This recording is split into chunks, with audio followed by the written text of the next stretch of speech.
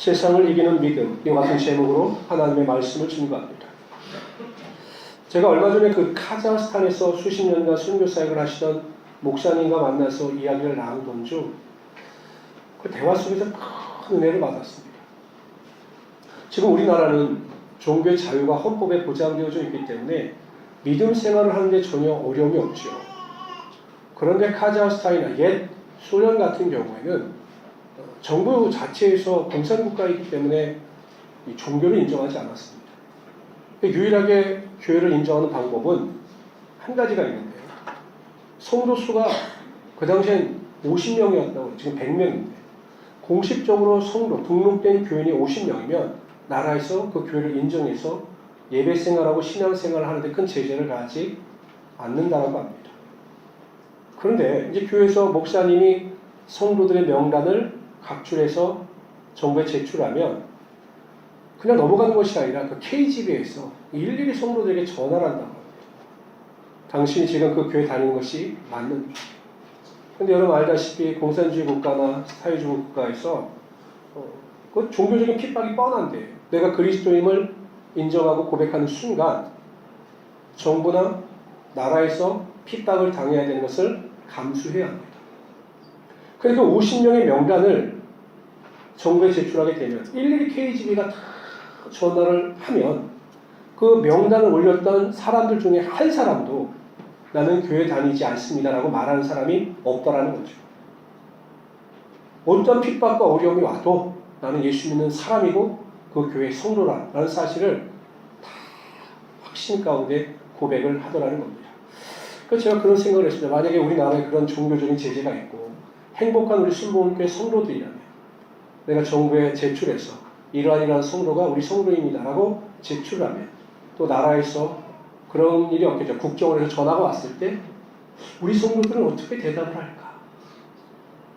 저는 성도라고 말한 적이 전혀 없는데 우리 목사님이 착각을 한 것 같습니다. 제 이걸 좀 빼주시기 바랍니다. 뭐 이런 분들도 있을 것이고 또 올라간 명단이 정확합니다. 저는 행복한 우리 순복음교회 성도가 맞고 예수님을 구주로 영접한 사람입니다. 라고 고백하는 자들도 있을 줄 압니다. 그런데 솔직히 그 수가 많다라고 자신있게 제 스스로 답을 할 수가 없더라고요. 그 카자흐스탄에서 그 핍박받는 성도들의 이야기를 들으면서 이 시대의 한국교회가 우리 교회 성도들이 그들처럼 정말 자신의 생명마저도 조금 더 귀한 것으로 여기지 아니하고 자신있게 말할 수 있다? 저는 확신을 가지지 못하겠더라고요. 우리가 지금 큐티가 히브리서입니다. 많은 분들이 참 히브리서의 내용이 어렵다라고 저에게 말을 합니다. 히브리서를 올바로 이해하려면 히브리서를 쓴 기록 목적을 분명히 이해해야 합니다. 히브리서의 기자가 누구인지에 대해서는 정확하게 알려져 있지 않습니다. 그러나 그 목적이 무엇인가에 대하여 신학자들이 정확하게 일치하는데요. 첫째는요. 유대교를 믿다가 기독교로 개종을 합니다. 그런데 이 기독교를 개종한 사람들 중에서 다시 율법과 제사를 지켜야 하고 지내야 한다고 생각하여 유대교로 개종하는 사람들의 숫자가 늘어났습니다. 그래서 이 히브리서 기자는 아니다. 예수님께서 구약 율법에 말씀하시는 완전한 대제사장이 되셨기 때문에 더 이상 유대교의 율법이나 제사로 돌아갈 필요가 없다. 이것을 강조하기 위해서 히브리서를 기록한 겁니다. 그래서 여러분 히브리서에 보면 구약에 대한 인용이 굉장히 많습니다. 두 번째는요. 종교적으로는 유대교의 핍박이 있었고 정치적으로는 로마 정부의 핍박이 있었습니다. 그래서 그 핍박이나 어려움을 견디지 못해서 믿음에서 떠나가는 사람들이 이 히브리서를 받아보는 교회에 많았던 겁니다. 그래서 히브리서 기자는 고난과 핍박 가운데 믿음을 지켜 승리하면 반드시 예수 그리스도를 통해서 하나님의 영광과 능력이 나타나게 될 것이다 라는 것을 강조하기 위해서 히브리서를 기록한 것입니다. 여러분 이 시대도 마찬가지 아닙니까? 교회는 내외적으로 많은 어려움에 직면해 있습니다. 또한 우리는 영적 싸움을 하는 존재들입니다. 보이지 않지만 우리는 영적 전쟁에 노출된 자들입니다. 이 영적 전쟁에서 또한 마귀의 유혹 앞에서 승리하기 위해서 우리는 그에 걸맞는 세상을 이길 수 있는 능력을 가지고 있어야 하는 것입니다. 그래서 저는 오늘 시간 세상을 이길 수 있는 능력, 우리가 소유해야 되는 능력이 무엇인가에 대하여 살펴보고 함께 은혜를 나누고자 합니다. 첫 번째로 우리가 세상을 이기기 위해서 소유해야 하는 능력은 바로 천국에 대한 확신과 소망입니다. 우리 히브리서 10장 34절 35절을 다시 한번 읽어봅시다. 다 같이 읽어봅시다. 시작. 너희가 갇힌 자를 동정하고 너희 산업을 빼앗기는 것도 기쁘게 당하는 것은 더 낫고 영구한 산업이 있는 줄 알미라. 그러므로 너희 담대함을 버리지 말라. 이것이 그 당시의 성도들은 예수 그리스도를 믿는다는 이유만으로 재산을 다 빼앗겼습니다. 아무 잘못이 없어요. 그런데 재산을 다 빼앗깁니다. 그러나 그럼에도 불구하고 그 성도들은 기뻐했습니다. 내가 예수 그리스도를 열심히 섬기고 믿다가 그 이유로 인하여 내 재산을 다 빼앗긴다 할지라도 그들에게는 소망이 있었기 때문이죠. 확신이 있었기 때문입니다. 더 낫고 영원한 삶, 즉 하나님 나라가 있다는 것을 확신했기 때문에 고통과 환난 가운데 재산을 다 빼앗겨도 슬퍼한 것이 아니라 상급이 큰 것을 믿고 감사하고 기뻐했던 것입니다. 예수님께서 마태복음에 보면 산상설교를 하셔요. 그 가운데 가장 먼저 시작하는 것이 이 복에 관한 이야기입니다. 복, 팔복. 거기에 보면 예수님께서 이렇게 말씀하셨습니다. 의를 위하여 핍박을 받는 자는 복이 있나니 천국이 저희 것입니다. 나를 인하여 너희를 욕하고 핍박하고 거짓으로 너희를 거스려 모든 악한 말을 할 때는 너희에게 복이 있나니 기뻐하고 즐거워하라. 하늘에서 너희 상이 큼이라. 너희 전에 있던 선지자들을 이같이 핍박하였느니라. 우리가 이 땅에서 하나님의 나라와 의를 위하여 핍박을 받으면 받을수록 하나님 나라의 상급이 크다라고 예수님께서 말씀하셨기 때문에 이 히브리서를 받아보는 성도들은 하나님 나라에 대한 확신과 기쁨으로 말미암아 재산을 다 빼앗겨도 믿음을 가지고 세상을 이기며 살아갈 수 있었던 것입니다. 성숙한 사람들은 보면 자신이 최고의 가치라고 느끼는 것을 위해서 사소한 것들을 희생할 줄 압니다. 예를 들면 이런 거죠. 지금 우리나라가 공시생들, 공무원 시험을 준비하는 분들이 굉장히 많은데 그들의 삶을 보면 굉장히 구도자적 삶입니다. 오직 그 공부를 위해서 자신의 삶의 사소한 즐거움이나 기쁨이나 취미생활을 다 포기하죠. 예전에는 사시가 존치할 때는 사법고시를 준비하는 분들이 신림동에서 모든 것을 포기하고 오직 공부에 매진했던 것처럼 내가 어떤 사시통과라든지 공무원 시험의 합격이라고 하는 이 최고의 가치를 위해서 사소한 것들을 희생하는 일에 대하여 자신을 불행하다고 느끼는 것이 아니라 오히려 내 자신을 절제하고 희생하면 내가 추구하는 가치가 더 빨리 이루어질 수 있다고 생각하여 오히려 절제하고 기뻐합니다. 이것이 성숙한 자들의 특징이죠. 여러분 마찬가지입니다. 천국에 대한 가치를 확실히 믿고 천국의 존재를 확신하는 자들은 그 가치로 인하여 이 세상에서 당하는 어떠한 어려움과 환난에 대하여 낙심하고 절망하는 것이 아니라 환난과 고난 가운데 그 세상을 넉넉히 이기며 살아갈 수 있게 된다는 것이죠. 여러분, 천국은 존재합니다. 믿으십니까?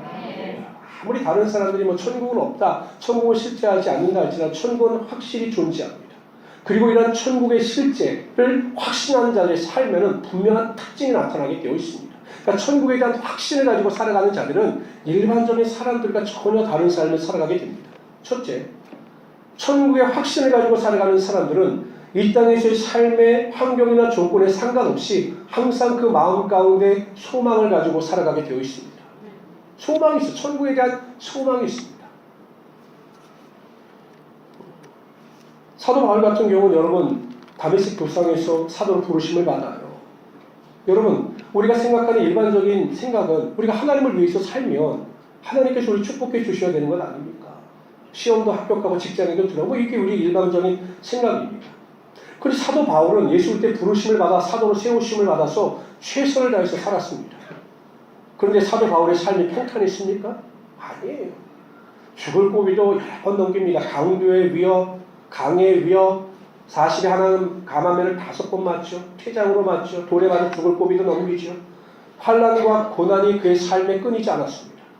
그러나 사도 바울이 그의 삶의 마지막, 디모데 후서에 보면 그의 삶의 마지막 유언과 같이 남긴 메시지를 보면 그는 이 땅을 살아가면서 슬퍼하거나 낙심하지 않았습니다. 이렇게 고백합니다. 내가 선한 싸움을 싸우고 달려갈 길을 마치고 믿음을 지켰으니 이제부로 나를 위하여 의의 멸관이 예비되어 있으므로 주곧 의로우신 재판장이 그날에 내게 주실 것이니 내게만 아니라 주의 나타나심을 삼하는 모든 자에게입니다. 천국에 대한 소망이 있었습니다. 확신이 있었고 소망이 있었기 때문에 이 땅을 살아갈 때 환경에 제약되는 삶을 산 것이 아니라 환경을 지배하고 그 안에서 참된 소망 가운데 살아갈 수 있게 되었던 것입니다. 저는 우리 모든 성도님들이 사도 바울과 같이 천국에 대한 소망을 가지고 이 땅을 살아갈 때 어떠한 어려움 가운데서도 낙심하고 뒤로 물러가는 것이 아니라 소망 가운데 기뻐하며 살아가시는 하나님의 귀한 성도들이 되시기를 주님의 이름으로 축원합니다. 둘째로는요, 천국에 대한 확신을 가지고 있는 사람들은요, 이 땅에서 삶을 살아가는 태도가 다릅니다. 거룩함을 쫓아 하나님의 뜻을 쫓아 살아가게 되어 있습니다. 저하고 굉장히 친한 후배가 있었어요. 대학원 다닐 때 저랑 같이 조교도 하고, 저하고 굉장히 일치되는 게 몸무게가 거의 비슷했습니다. 그래서 교목실에 있으면 정말 꽉 찼습니다. 이렇게. 그래서 굉장히 친했는데 이 후배 목사가 갑자기 한국에서 목회를 하다 말고 필리핀 선교사로 떠나간다는 겁니다. 제가 선교는 뚜렷한 비전이나 사명이 없으면 힘든데 지금까지 선교에 대한 이야기를 전혀 하지 않다고 왜 굳이 필리핀으로 선교를 가려고 하느냐.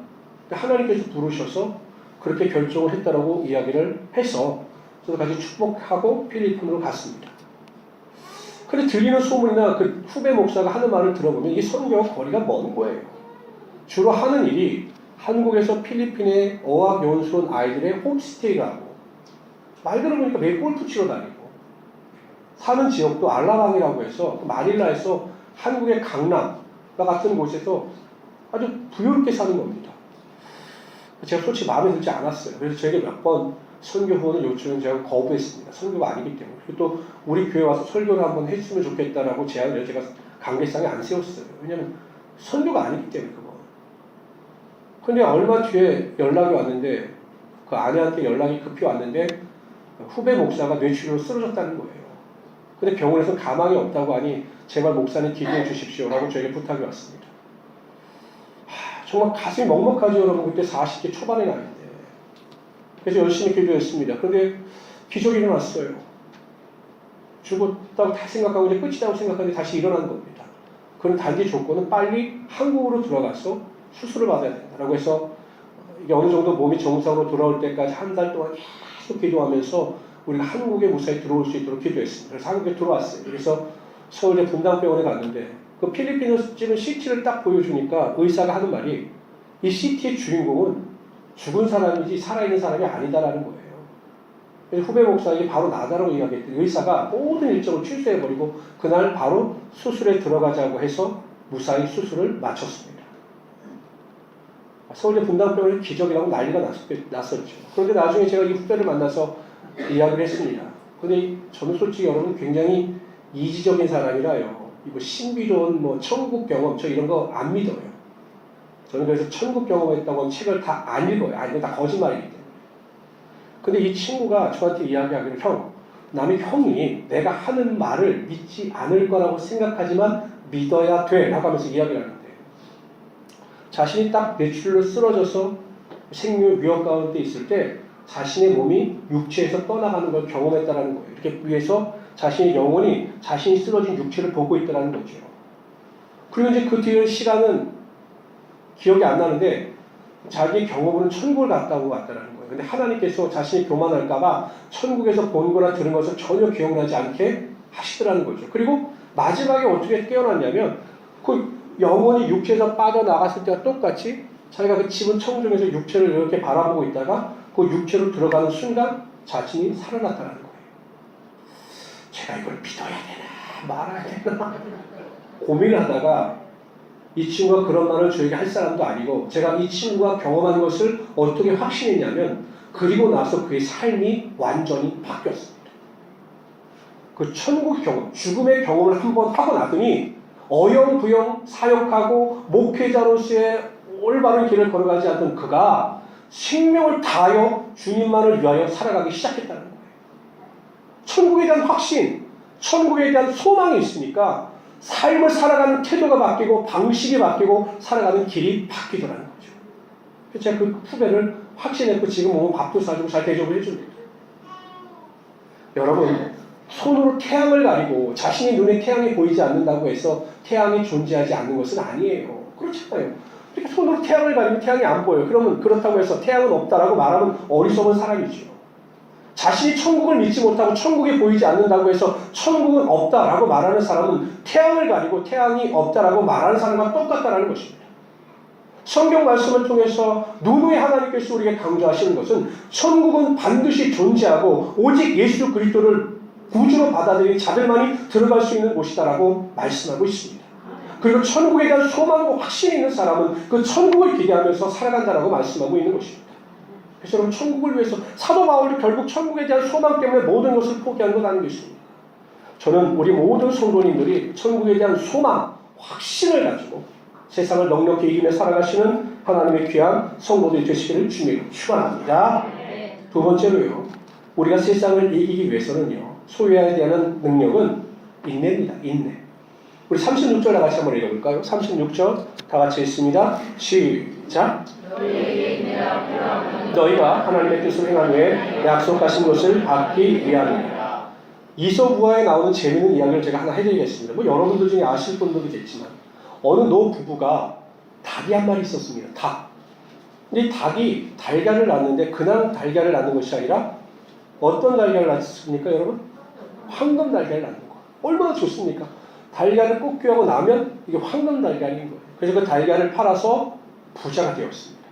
근데 하루는 이 할아버지가 생각을 하는 거죠. 야, 저 닭이 하루에 하나씩만 낳는데 저 배를 가르면 얼마나 많은 달걀이 있을까? 한꺼번에 그 달걀을 취해서 내가 부자가 되자라고 생각을 해서 그 배를 갈랐습니다.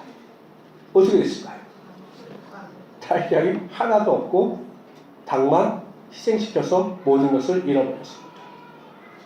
결국 인내하지 못하고 더 많은 것을 빠르게 얻고자 하는 욕심 때문에 가지고 있었던 모든 복마저 다 날려보낸 거죠. 우리 인생은 인내하지 못함으로 인생 가운데 수많은 낭패를 경험하는 경우가 많이 있습니다. 대표적인 인물이 여러분 성경에 보면 사도 바울왕입니다. 사울왕입니다. 사울왕이 블레셋과의 전쟁에서 이 블레셋의 위험 앞에 자신과 함께 왔던 병사가 흩어지는 겁니다. 야, 이거 어떻게 방법이 없는 거예요. 이때 사무엘이 와서 제사를 지내주고 하나님의 도우심을 구해준다면 이게 전화위복의 기회가 될 수 있을 텐데 이 사무엘이 내려오지 않는 겁니다. 어떻게 하지 하다가 조금만 기다리고 인내했으면 좋았을 텐데 너무 급해서 자신이 재물을 가져다가 하나님께 대하여 화목제를 드렸습니다. 그리고 얼마 있지 않아 사무엘이 내려왔죠. 결국 사무엘에게 큰 질책을 받습니다. 그 일 이후로 이 사울 왕이 점점 하나님께로부터 멀어지게 됩니다. 이처럼 성도들의 삶에 있어 인내는 매우 중요합니다. 그래서 성경도 인내에 대해서 강조합니다. 다 같이 읽어봅시다. 시작. 인내를 온전히 이루라. 이는 너희를 온전하고 구비하여 조금도 부족함이 없게 하려 합니다. 너희 중에 누구든지 지혜가 부족하거든 모든 사람에게 주시고 꾸짖지 하시는 하나님께 구하라. 인내를 온전히 이루라. 인내를 온전히 이루게 되면 그 인내를 통해서 성도의 신앙이 온전해지고 성숙하게 된다는 것입니다. 명품일수록요, 짝퉁 말고요, 명품일수록 손도 많이 가고 또 이렇게 행해지는 과정도 공정도 복잡합니다. 명품검이 나오기 위해서는 수많은 연단질이 있어야 되는 거죠. 당금질이 있어야 되는 거죠. 그러니까 인생도 마찬가지입니다. 그러니까 평범한 인생이 하나님 보시기에 명품, 비범한 인생이 되기 위해서는 인내의 터널을 지나야 그 인내의 터널을 통해서 인생이 온전해질 수 있게 되는 것입니다. 요셉 같은 경우는 17살에 애굽의 종으로 팔려갑니다. 그럼 13년 동안 종으로서 또는 감옥에서 죄인으로서 살아가요. 그래서 30살에 마침내 애굽의 총리가 됩니다. 이 13년 기간 동안 하나님께서는 요셉을 통해서 인내를 배우게 하셨고 인내를 통해서 그의 성품을 다듬어 가셨습니다.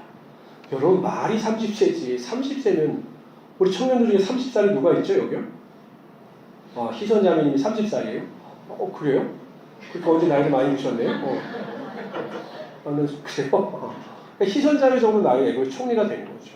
근데 애굽의 총리가 돼서 하나님께서 함께하여 주시기 때문에 지혜와 명철로 그 조직을 잘 관리할 수 있었지만 그가 그 연단을 통해서 인격이 완성되어졌기 때문에 그 인격의 완성을 통해서 많은 사람들을 잘 관리할 수 있었던 것입니다. 여러분 우리가 즐겨 먹는 꿀 있죠? 꿀. 이 꿀 한 숟갈을 이렇게 떠서 먹지 않습니까? 근데 꿀 한 숟갈을 얻기 위해서 벌 한 마리가 몇 번을 왕복해서 꿀을 얻어야 꿀 한 숟갈이 나오는지 아세요? 모르시죠? 4,200번을 왔다 갔다 하라고 해요. 대단한 거죠. 지금이야 뭐 이렇게 우리가 본 스마트폰이 있어서 영어 사전이 별로 필요치 않았지만 저희가 영어 공부를 할 때는 옛날에는 그 영어 사전의 단어를 외우고 그걸 찢어서 또 먹고 그랬어요. 우리 무식한 짓을 많이 했는지 모르겠어요. 먹고. 그 영어를 외웠어요. 그때 웹스터 사전이라고 하는 영어 사전이 있었는데 굉장히 좋은 영어 사전이 웹스터였어요. 근데 그 웹스터 사전을 만든 그 웹스터가 36년 동안 사전을 만들기 위해서 노력을 했습니다. 그 하이든 같은 경우는 보통 800곡 이상의 곡을 작곡했는데 그의 가장 완벽하고 위대한 곡이라고 하는 이 천지창조, 이 오라토리의 천지창조는 이 800번의 수정을 통해서 완성된 것이 이 천지창조입니다. 또 우리가 잘 알고 있는 그 미켈란젤로의 최후의 만찬 같은 경우는 8년에 걸쳐서 이 그림이 완성되었는데 스케치만 2,000번을 했다는 거 합니다. 우리 같은 경우 제가 보면 그 미켈란젤로의 최후의 만찬 저한테 맡기면 1시간이면 저는 걸릴 것 같은데 8년 동안 2,000번 스케치를 통해서 그 명품이 나왔던 거죠. 여러분, 결국 우리의 삶에 다가오는 어려움 속에서 인내는 우리의 삶을 해롭게 하는 것이 아니라 우리 인생을 빛내게 한다는 사실을 분명히 깨닫고 어떤 환경 가운데서도 쉽게 넘어지거나 물러가는 것이 아니라 인내를 통해서 하나님께 더 가까이 나아가심으로 하나님 앞에서 더 빛나는 신앙과 인생을 살아가시는 하나님의 귀한 성도들이 되시기를 주님으로 축원합니다. 그렇다면 우리가 인내하기 위해서 가장 중요한 게 무엇입니까? 여러분, 인내한다고 해서 무조건 참는 게 아니에요. 세상 사람들은 오래 참는 사람들이 칭찬을 받지만 기독교에서 말하는 인내는 그냥 무조건 참는 게 아닙니다. 우리 36절에 보면 이렇게 이야기합니다. 인내가 필요한 이유는 바로 하나님의 약속을 받기 위함이라. 즉 우리가 인내하기 위해서는 하나님의 약속을 믿어야 합니다. 하나님의 약속을 믿으면 우리가 쉽게 인내할 수가 있게 되는 것이죠. 여러분 기도할 때 보십시오. 참 기도할 때 막막합니다. 어느 정도 어떻게 어느 기간을 기도해야 하는지 우리가 모를 때가 많아요. 그래서 기도하는 도중에 기도를 멈추는 분들이 굉장히 많습니다. 그럴 때 우리에게 약속이 있다면 그 기도에 대한 약속이 있다면 그 약속을 부여잡고 기도할 수 있게 되는 것이죠. 마태복음 7장 7절에 11절에 보면 구하라 그러면 너에게 주실 것이요 찾아야 그러면 찾을 것이요 문을 두드리라 그러면 너에게 열릴 것이니 구하는 이마다 얻을 것이요 찾는 이가 찾을 것이요 두드리는 이에게 열릴 것이니라. 너희 중에 누가 아들이 떡을 달라 하면 돌을 주며 생선을 달라 하면 뱀을 줄 사람이 있겠느냐. 너희가 악한 자라도 좋은 것으로 자식에게 줄 줄 알거든 하늘에 계신 너희 아버지께서 구하는 자에게 좋은 것으로 주시지 않겠느냐라고 약속하셨기 때문에 여러분들이 인내하며 기도할 때 반드시 하나님께서 여러분의 삶에 좋은 것으로 채워주시는 것입니다. 이런 것을 믿는 사람, 이 약속의 말씀을 믿는 사람은 절대 기도를 포기하지 않습니다. 문이 열릴 때까지 구하는 것이 얻어질 때까지 포기하지 않고 인내하며 기도하게 되어 있는 것입니다. 또한 환난과 어려움 가운데 직면해 있는 사람들에게는 이 약속의 말씀이 있습니다. 다만 이뿐 아니라 우리가 환난 중에도 즐거워하나니 이는 환난은 인내는 연단은 소망을 이루는 줄 알미니라. 환난 가운데 소망을 바라볼 수 있는 겁니다. 이 환난이 변화해 소망이 되고 기쁨이 된다라고 이 약속의 말씀이 있기 때문에 우리는 환난 가운데 인내함으로 하나님께서 우리에게 예비하신 축복의 말씀을 우리의 삶 가운데 체험할 수 있게 되는 것입니다. 저는 우리 모든 성도님들이 그냥 막연하게 믿는 것이 아니라 하나님의 말씀, 하나님의 약속에 믿음을 세우시고 인내하심으로 세상을 넉넉히 이기며 살아가시는 하나님의 귀한 성도들이 되시기를 주님으로 축원합니다. 세 번째로요. 우리가 세상을 이기기 위해 소유해야 하는 능력은 믿음입니다. 믿음. 우리 39절 다시 한번 읽어봅시다. 39절. 다 같이 읽어봅시다. 시작. 우리는 뒤로 물러가 침륜에 빠질 자가 아니요 오직 영혼을 구원함에 이르는 믿음. 여러분 이게 구원 얻는 믿음입니다. 구원 얻는 믿음. 이 세상에 태어나서 여러분 가장 중요한 일이 뭐라고 생각하십니까? 이 세상에 태어나서 여러분들 가장 중요한 일이 무엇일까? 이 세상에 태어난 이상 이 세상에서 우리가 취해야 되고 얻어야 되는 가장 중요한 일이 무엇일까요? 구원 얻는 일이에요. 구원. 하나님의 자녀가 되고 천국 백성이 되는 일입니다. 왜요? 구원을 얻지 못하고 이 세상에서 죽게 되면 영원히 꺼지지 않는 그 지옥에서 고통을 당하기 때문에 우리가 이 땅에서 구원을 받아 하나님의 자녀가 되는 것이 가장 중요한 일이고 가장 가치 있는 일입니다. 그러니 구원 얻는 믿음이 무엇입니까? 간단합니다. 예수님께서 내 죄를 담당하시어 십자가에 달려 죽으시고 사흘 만에 부활하심으로 그 복음을 믿는 모든 자들에게 영생을 주신다는 사실을 믿기만 하면, 이 복음을 믿기만 하면 우리에게 구원에 이르는 은혜가 임하게 되는 것입니다. 저는 우리 모든 성도님들이 다른 어떠한 것보다도 항상 구원 얻는 믿음을 통해서 구원의 은혜, 영생의 기쁨을 누리며 살아가시는 하나님의 귀한 성도들이 되시기를 주님으로 축원합니다. 뿐만 아니라 세상을 이기는 믿음이 있어야 됩니다. 세상을 이기는 믿음. 요한일서 5장 4절에 이렇게 말씀하십니다. 읽어봅시다. 시작. 다만 대저 하나님께로서 난 자마다 세상을 이기느니라. 세상을 이긴 이름은 이것이니 우리의 믿음이니라. 구원을 얻어 하나님의 자녀가 된 자들은 강력한 믿음이 있어요. 그 믿음이 무엇이냐면 하나님께서 우리와 함께 하신다라고 하는 믿음입니다. 그래서 그 믿음을 가지고 나아갈 때마다 하나님께서 지혜와 능력을 허락하여 주셔서 세상의 어떠한 일 가운데서도 굴복하지 아니하고 승리케 하여 주시는 겁니다. 아브라함이 자신의 조카 롯이 그돌라오멜 연합군에 의하여 체포되어 포로로 잡혀간다는 소식을 듣고 자신의 집에서 길리운 318명의 하인들을 데리고 출동을 합니다. 거기서 그 성경에 보면, 창세기에 보면 길리운 자들, 이 표현이 무엇이냐면 자신의 집에서 태어난 자들이라는 의미예요. 그러니까 하인들인 거죠. 318명이라고 해봤자 그 그돌라오멜 연합군은 5개 나라가 합쳐진 데니까 얼마나 강력하고 많은 군사가 있겠습니까? 그런데 꼴랑 318명을 가지고 그 연합군과 싸운다고 나갔으니 누가 보더라도 이건 싸움이 되지 않는 거죠. 그런데 아브라함이 이 318명의 오합지졸의 하인들을 데리고 그 그돌라오멜 연합군과 싸우려고 나갈 수 있었던 근거가 무엇입니까? 하나님께서 나와 함께 하신다고 하는 믿음이 있었기 때문입니다. 하나님께서 나와 함께 하시면 이 318명의 오합지졸의 군사를 가지고 나간다 할지라도 그 연합군을 물리치게 하신다라고 하는 그 믿음이 있었기 때문에 그 군사들을 데리고 나갔고 기습 공격을 할 때 그돌라오멜 연합군을 물리칠 수 있었던 거죠. 제가 금요일날 금요기도회 때 수학 문제를 냈는데 맞히시는 분들이 거의 없었습니다. 뭐 주일날 나오시는 분들 한번 맞춰주시기 바랍니다. 0 플러스 1은 100입니다. 이게 맞습니까? 틀립니까? 우리 수학 강사인 우리 박정현 형제, 이 수학 공식으로 이게 맞습니까? 틀립니까? 너무 어려워요. 수학 공식으로 따지면 틀려요. 0 플러스 1은 얼마예요? 1이에요. 1. 근데 제가 이 수학 공식을 내는 것은 영적인 눈으로 보라는 겁니다. 0은 누굴까요? 0은요? 아니에요. 0은 누구예요? 여러분들이에요. 여러분들. 0은 아무 가치가 없는 숫자 아니에요. 근데 1은 누굽니까? 하나님입니다. 아무 가치가 없는, 아무 의미가 없는 정말 0과 같은 인생이라 할지라도 하나님 한 분만 계시면 100과 같은 완전한 인생이 될 수 있다는 것입니다. 근데 자꾸 우리는 내가 0이라고 하는 사실 때문에 낙심하고 절망하죠. 뒤로 물러가죠. 안 된다라고 부정적인 말을 하죠. 결코 그럴 필요가 없다는 겁니다. 나는 0이지만 완전하신 하나님께서 나와 함께 하시는 하나님 한 분만을 내 인생에 플러스하면 내 인생의 100과 같이 완전한 인생이 될 수 있다. 이러한 믿음을 가지고 나갈 때 하나님께서 세상을 넉넉히 이기며 살아갈 수 있게 하여 주신다는 사실입니다. 여러분 100을 다 가지고 있는 사람이라 할지라도 마이너스 1, 하나님이 계시지 않으면 0이 되는 것이 신앙의 법칙인 거죠. 그래서 여러분 어찌하든지 간에 하나님께서 나와 함께 하심을 믿고 부정적인 생각이나 부정적인 말 하지 마시고 항상 내가 믿는 자로서 능력 주시는 자로서 내가 모든 것을 할 수 있다라고 하는 믿음을 가지고 승리하시는 하나님의 귀한 성도들이 되시기를 바랍니다.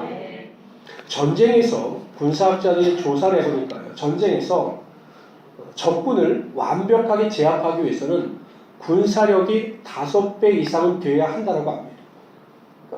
어떤 나라를 공격해서 전혀 피해를 최소화하기 위해서는 적군보다 5배 이상의 군사력이 있을 때 전쟁이 완벽해질 수 있다는 거죠. 우리가 이 세상을 살아갈 때 영적 싸움에서 승리하기 위해서는 사단보다 월등한 영적인 능력이 있어야 합니다. 배가 이상의 능력이 있어야 우리가 이 세상에서 미혹되지 아니하고 쓰러지지 아니하며 온전히 승리할 수 있게 되는 것입니다. 저는 우리 모든 성도님들이 이 세상을 살아가면서 가장 먼저 천국에 대한 확신을 가지고 소망 가운데 하나님 나라의 상급을 쌓음으로 이 세상을 이기며 살아가시길 바랍니다. 두 번째, 하나님의 약속을 믿고 모든 일에 인내하시기를 바랍니다. 세 번째, 세상이 이길 수 있는 담대한 믿음을 소유하셔서 모든 일에 믿음으로 구원 얻는 믿음을 통해서 능력 주시는 하나님에 대한 믿음을 통해서 세상을 넉넉히 이기며 살아가시는 하나님의 귀한 성도들이 되시길 다시 한번 주님의 이름으로 축원합니다.